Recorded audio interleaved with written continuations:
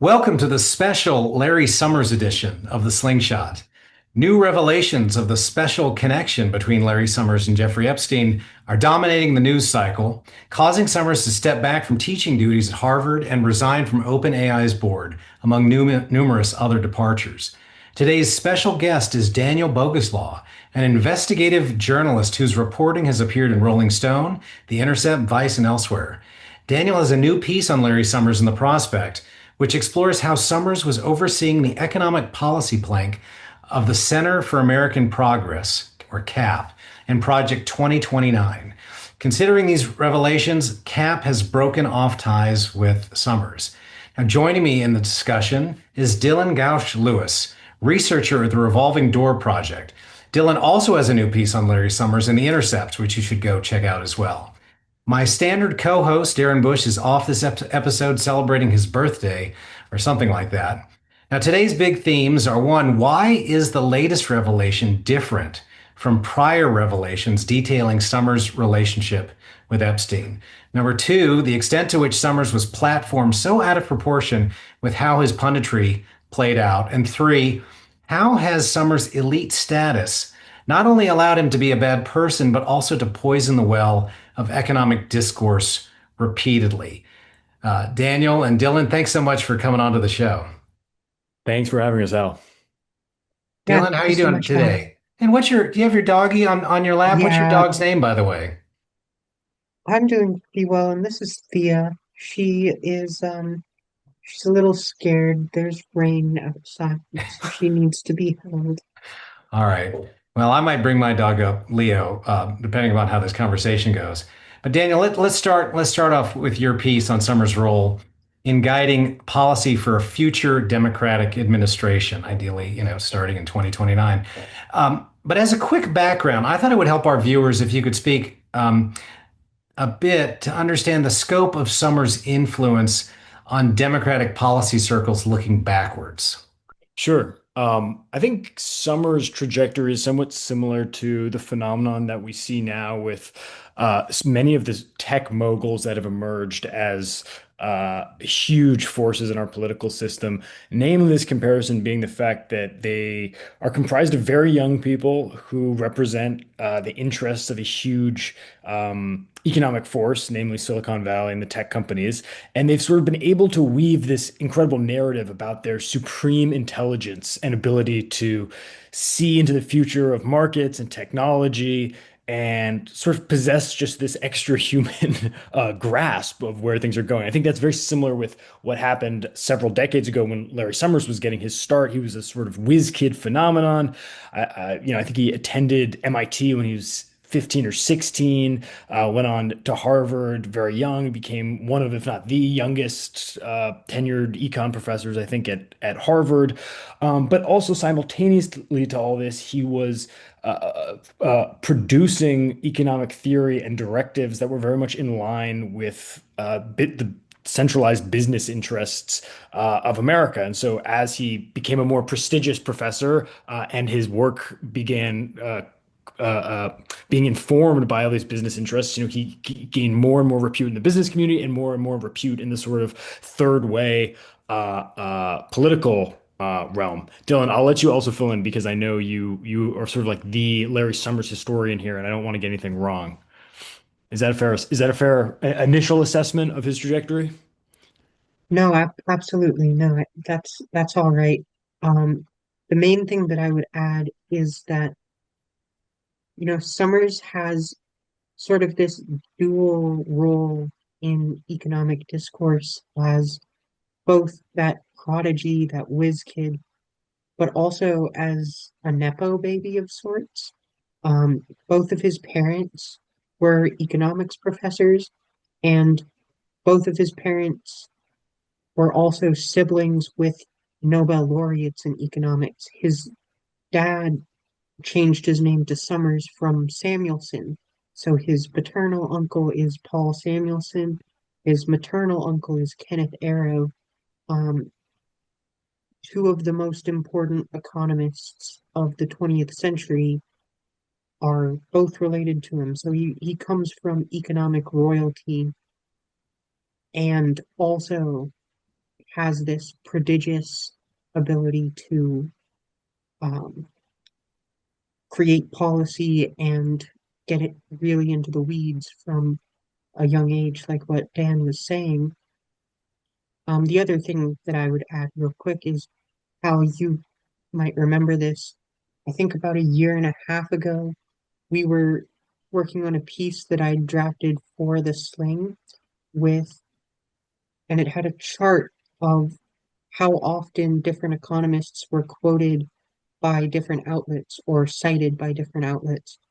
That was just a tally of how many times, how many search hits came up when you searched their catalog between 2020 and 2024 or something like that.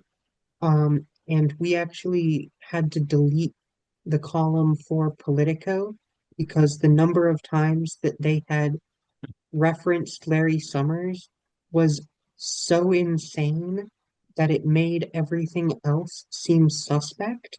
So we eliminated that and just went with three outlets instead of the four that were initially there. So just to give you a sense of what that was, he was quoted like well over 1,000 times in Politico is why we deleted that column, and dozens of times in other leading news outlets. So absolute giant. Yeah, I want to just kind of weigh in with on a personal note, and that I had the pleasure of going over to the Biden White House, when inflation was raging, and I spelled out a whole bunch of interventions that the administration could contemplate as a way to tamper down inflation, in lieu of leaning on the Fed doing it through higher interest rates. And Biden ended up not embracing any of them. Potentially lost the presidency as because of runaway inflation, driven in part by episodes of like price gouging and price coordination. And I was told by the person who invited me that all of the ideas that I was pitching, not just me, but whoever else came in there with some interventionist tone, um, were overturned by Larry Summers. In particular, I was told that Larry Summers had a direct dial into Biden, and that was dispositive. That was the force that ended it. So I really do think that his footprint, and we're going to go back and talk about influence in Clinton and influence in Biden, but his footprint was powerful, even up until till the end. But anyway, so that's my 2 cents. But Dan, I want to get back to something that you wrote about. You say that Summers' quote relationship with Epstein has been detailed in multiple news articles and investigations stretching back to the 1990s. In 2023, the Wall Street Journal published an investigation that found that even after Harvard began refusing donations from Epstein, Summers continued to meet with Epstein and solicit him for financing, end quote. As an aside, I think there was a big investigative piece by the Miami Herald too that went into Summers' relationship with Epstein. So here's the question that I have for you.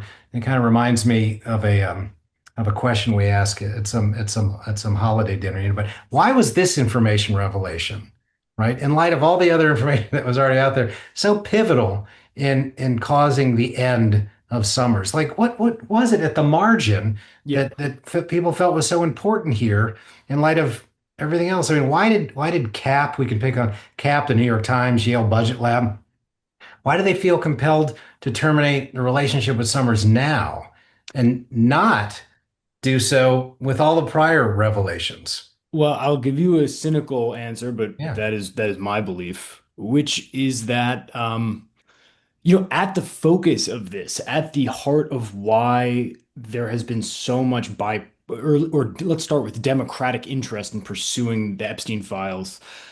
It's because of his association with the president, with Donald Trump, right?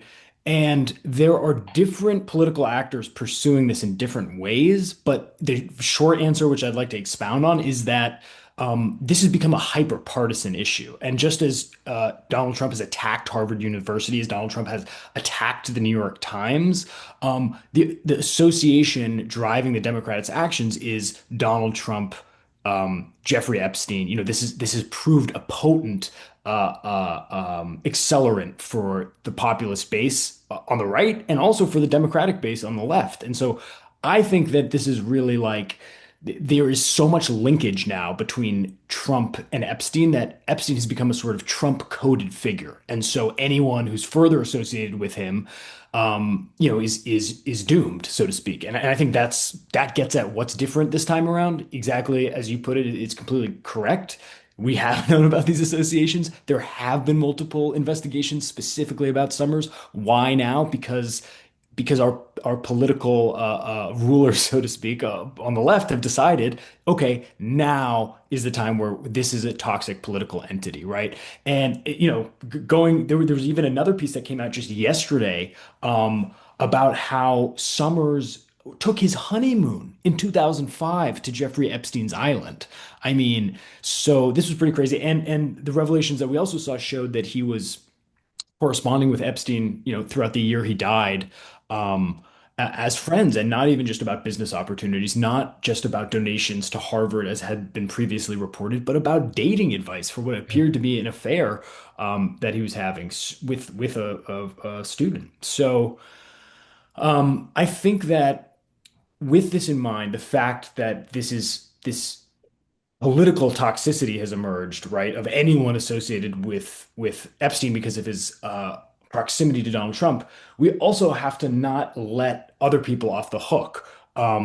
Senator Ron Wyden has been pursuing the banking records, right? This has a lot of these records have come from Epstein's estate. Some of these records have come from the DOJ, but Senator Ron Wyden has been pursuing the actual banking records from JP Morgan, from Deutsche Bank, those suspicious activity reports that are housed within Treasury and FinCEN.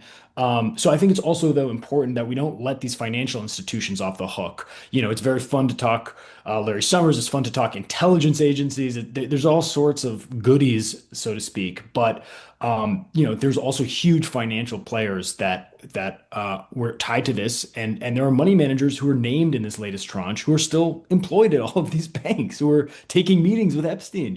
So I don't know. I just wanted to highlight that Okay. piece. Dylan, is there any other thing you can add on why is this night different from all other nights question?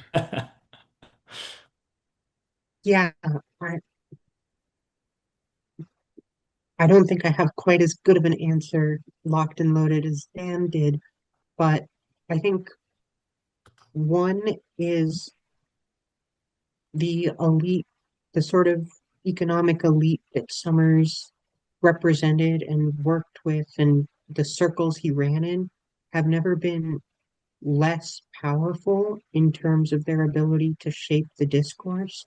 I think 2024 really, in a lot of different ways, was a total collapse from centrist Democratic elite driven policy. I think people just really are not willing to defer to that wing of the party or that class of folks who have been in power forever. I Oh, think you that's a see good. this reflected in sentiments towards Chuck Schumer, for instance, Yeah. which, despite being in a fairly similar situation to 2017, most Democrats were quite supportive of Chuck Schumer, thought he was doing a decent job. This time they don't feel like that, and I think a lot of that has to do with Biden came from that same world as Summers. He was steeped in the legacy of Clinton and Obama administrations that Summers shaped, administrations that dealt in this same sort of finance centered economic worldview. And they they didn't get the job done. They lost to Donald Trump again and let him come back. And that's led to losing control of the discourse.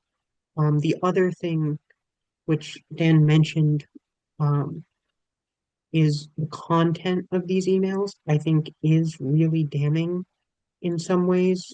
One is you have Summers really explicitly talking about how he thinks women are dumber than men. He says that they have 50% of the IQ points, despite being more than 51% of the population. So if you remember how to take averages, it's pretty clear what he's insinuating there.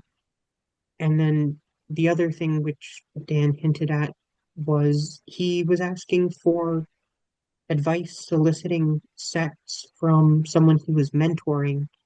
And I think it is, I think you have no business working as an educator if you are getting advice from a known sex trafficker about how you can pressure a subordinate into sleeping with you by withholding professional favors and like academic support.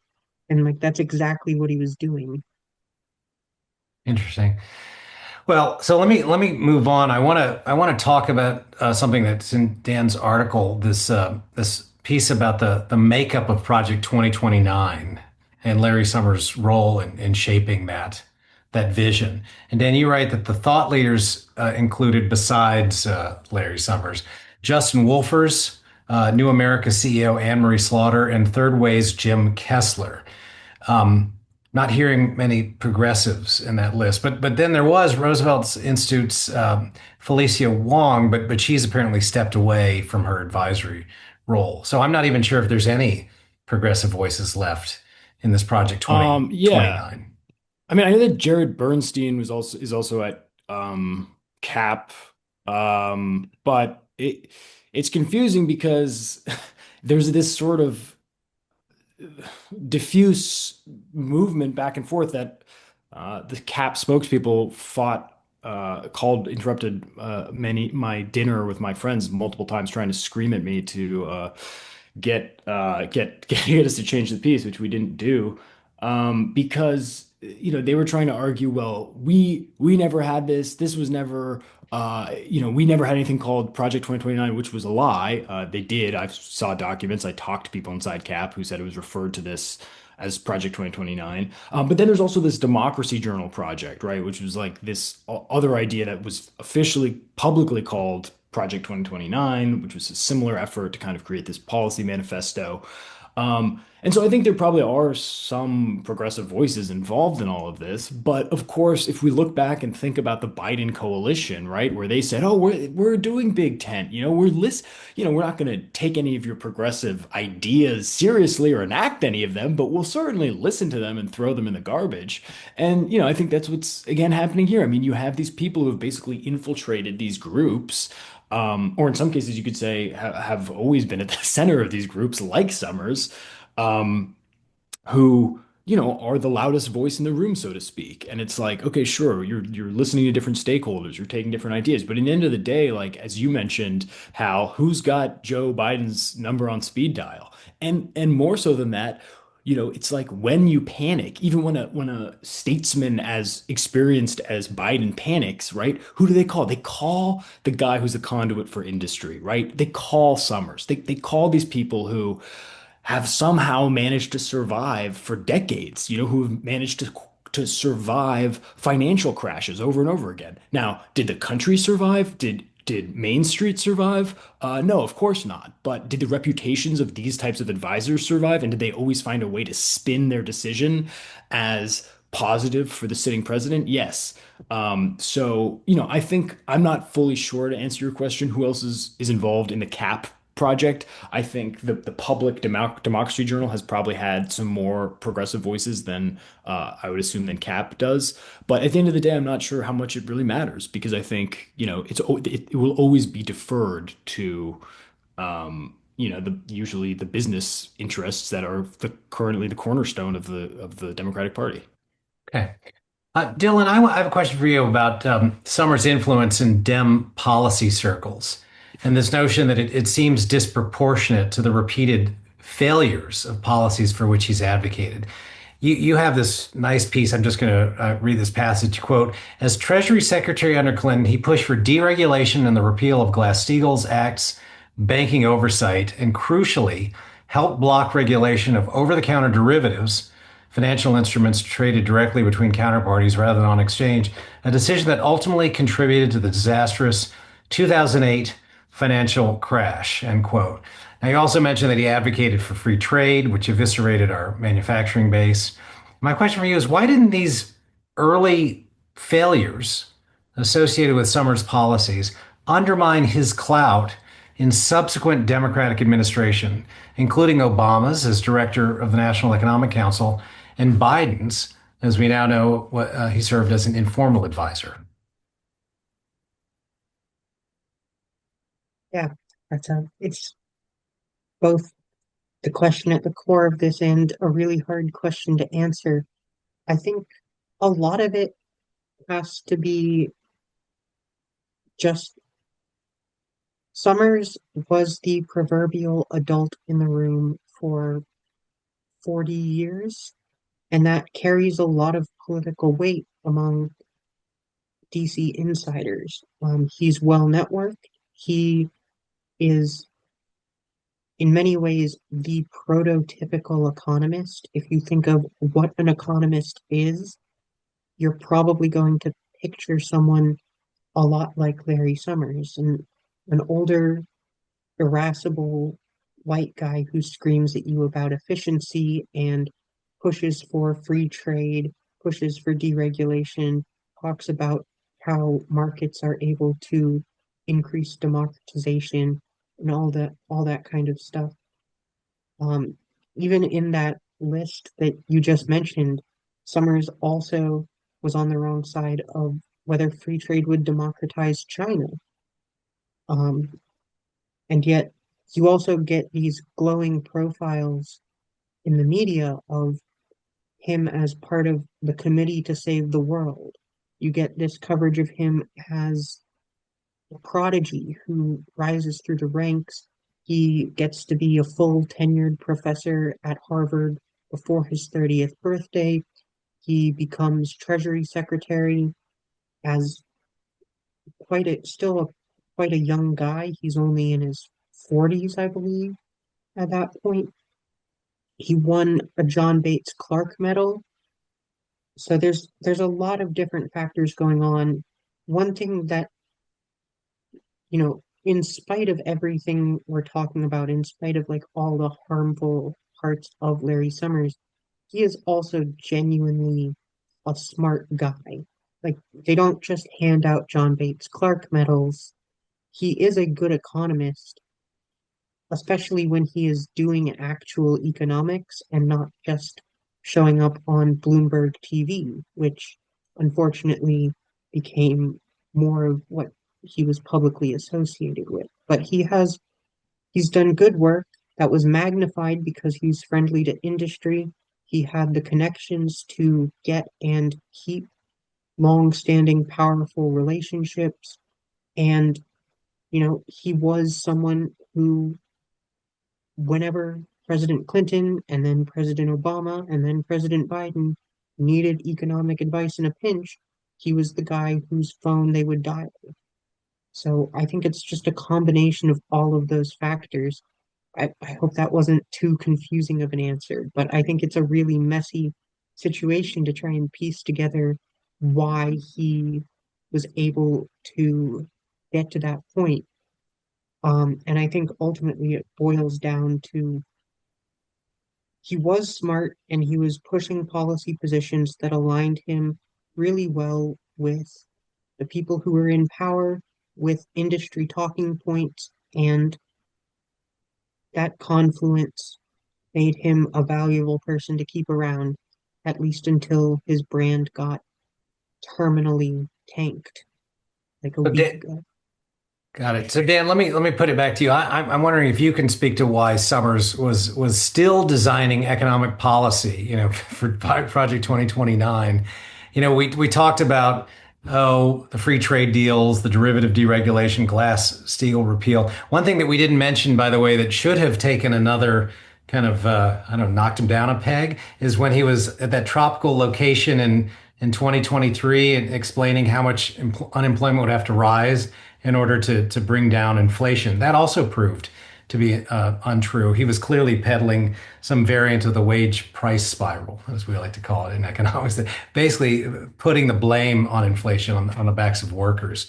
Very convenient and kind of corporatist position. So why do you think as late as 2025, this guy still is called on, and is still so influential in policy circles? Well, I think a lot of people have tried to answer that question by saying that there must have been like there must have been um uh, I don't know. There must be some subterfugal thing, right? In the same way that people ask, how could he have still been, in the same way of how is he involved with Cap? How could he still have been friends with um, Jeffrey Epstein in 2025 after all this stuff had come out, right? And I think people um, like to jump to this idea that like he must have some crazy sway over someone, or there must be some conspiratorial thing operating in the background.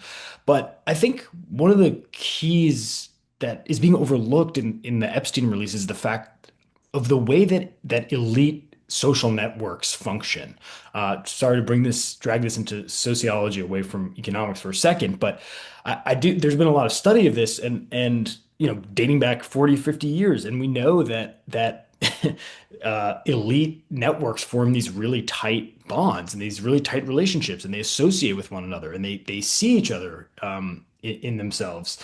And so I think, in the same way of like, why did these people keep coming back to the Epstein trough over and over again? It's the same with Larry Summers, where, it's like, was his advice really that good? Is he really the only economist who can provide counsel to U.S. world leaders? And the answer to that question is, of course, no. But he's enmeshed himself so that there's this multiplying effect from all the connections he has, all the presidential administrations, all the OMB staffers, all the treasury secretaries he knows. And I think that creates this elite multiplying force where, there's all this reinforcement of the idea that this guy knows what he's doing. This is the guy you want to go to. This is the guy we're all vouching for. And I think it totally transcends logic. It transcends rationality. It's in many ways a social phenomenon. Yeah. Now, Dylan, some folks are already rushing to decry Summers' disappearance or shunning as a moral panic or cancel culture 2.0. Is that a fair characterization of what's happening here? I'll just note that his last cancellation didn't really seem to keep him from directly advising Biden. Yeah, I think there's an element of that. I think it's still sort of early days, and we'll see how it shakes out. He still is affiliated with Harvard. He's stepped back from teaching, and there's an investigation going on. So we'll see what happens there. Um, one I've seen some people call this a moral panic or cancel culture 2.0, which, you know, don't really think it should be controversial that if you are trying to pressure your mentees and students into sleeping with you by withholding academic advice and mentorship, that you should not be in positions of power over people. You should not be teaching people. But yeah, as you mentioned, his first cancellation back in 2006 did not have much oomph to it. Like even he obviously came back and served in the Obama administration and continued to advise incredibly powerful people on economic policy, but also just the terms of him leaving the Harvard presidency were pretty cushy.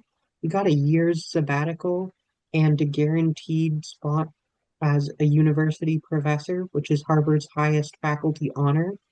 So this time does feel different, though, given just how fast everyone has cut ties with him.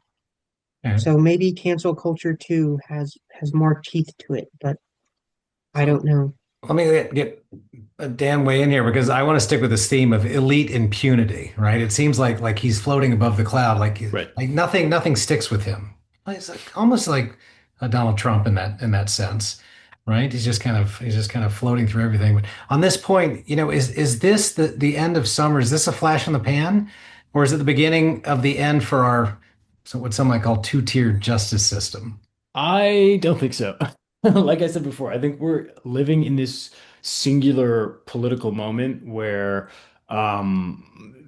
the hatred and opposition to Donald Trump has been uh, filtered through Jeffrey Epstein and therefore anyone he's connected to. And, in the same way that I think if you remember around 2016, after in the run up to Trump's election and in the immediate aftermath, I mean, there was wall-to-wall coverage of the sort of Trump network, right? It was like everyone was sort of rushing to understand the constellation of people and businesses and fixers and power brokers that surrounded him. And I think kind of what we're seeing now is like a lot of that interest and fervor is being transferred over to Epstein because for the first time we actually have people who are taking this really, really seriously. Like I think the writing is on the walls. I was talking to people involved in the House Oversight Committee's efforts to investigate Epstein, and the files today. And I mean, they're really not messing around. A lot of times members of Congress are engaged in performative messaging bills. They're engaged in, trying to signal to constituents that they're taking something seriously while not really taking any action that's going to make changes. But I mean, they are subpoenaing the FBI. They are subpoenaing the largest banks in the world. And it's not going to end anytime soon, right? Like this circus has been going on for months now, and it's going to keep going on. And so I think again, it's like anyone who's in that line of fire right now is kind of toast. But does this mean that there's not plenty of opportunities in cracks and holes in our criminal justice system for history to repeat itself? Of course not. I mean, you go throw a empty bottle of Tito's in Wall Street, and I'm sure you'll hit someone who is implicated in a horrible, horrendous situation of both sex crimes and common larceny from American people by working on Wall Street. So, I don't think this is going to fix the system. I do think it's inspiring to see Democrats and the House Oversight Committee actually using the tools they have available, namely the power of subpoena, to get information out of banks, right? Like this is the path that Warren chartered, right? Screaming on her committee, and it's inspiring to see other people using those same tools to at least try to make a dent in the system that allowed Epstein and Summers to exist as they did for so long.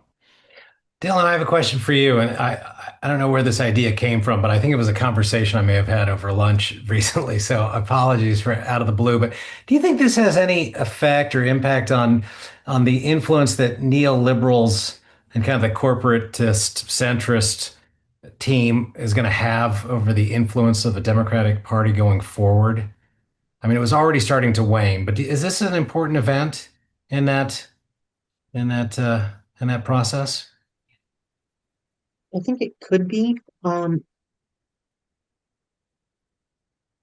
Not quite it's not quite a power vacuum, but I think going to be like a there's going to be room for other people to become more prominent pundits and advisors following Summers stepping back. And I think that it's just going to depend on who winds up stepping forward. If all of his media slots just go to Justin Wolfers, I still think that's a pretty significant improvement, but it's not going to be a fundamental break from the types of neoliberal economic perspective that have been guiding our policymaking for decades and decades. If, on the other hand, you get a more diverse cast of people, or you get people like Isabella Weber, if you get figures who step into that vacuum, who have broken from that orthodoxy, um, then I think there is a real chance that this could be a turning point in at least the public discourse part of economics. Um, Summers has Summers was a left-wing economist 50 years ago, but the discipline has moved more left and he has not. He's moved further right, if anything. So I think the fact he's used as an economics proxy also keeps the Overton window for economic policy considerably more conservative than actual economic professionals would generally keep it. And Dan, do you want to weigh in on this one?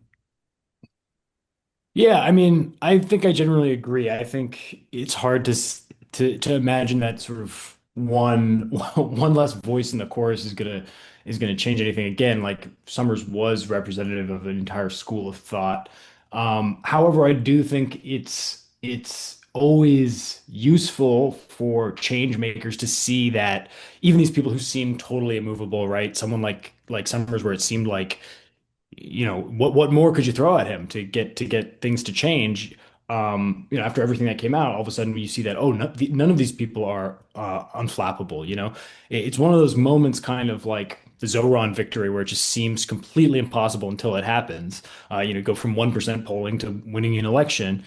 So I do think in that sense it is useful for a changing Democratic Party to see that these people can be unseated. Sometimes it just takes 20,000 emails to do it. Yeah. All right. Well, let me end it with this. This is the last question, but I was intrigued by this Elizabeth Warren statement, which came out upon the release of the latest revelation. And it's quick, but I'm going to put it in quotes. She said, "For decades, Larry Summers has demonstrated his attraction to serving the wealthy and well-connected, but his willingness to cozy up to a convicted sex offender demonstrates monumentally bad judgment." End quote. And I'm just wondering, I don't know if Elizabeth Warren intended for my brain to go here, but I'm just wondering if someone's propensity to, quote, serve the wealthy and well connected is correlated with their propensity to cozy up with a convicted sex offender. In other words, what kind of person dedicates their life to serving the interests of the powerful? Is their soul somehow corrupted? And would they also be willing to overlook other infirmities of someone in order to advance? Dylan, I'll let you take that one first. Was this Warren's kind of backhanded way of taking a swipe at those who cater to the powerful? Yes. Um, no, I think that's absolutely right. One thing that I heard it's one of those things I heard somewhere and I can't remember where, and I try and figure out where every few weeks and never do. But it's a quote from someone that is, I can tell you if you could ever be a billionaire with one question. And the question is, you've made your first $1 million, what do you do with it? And most people are going to say some combination of like, oh,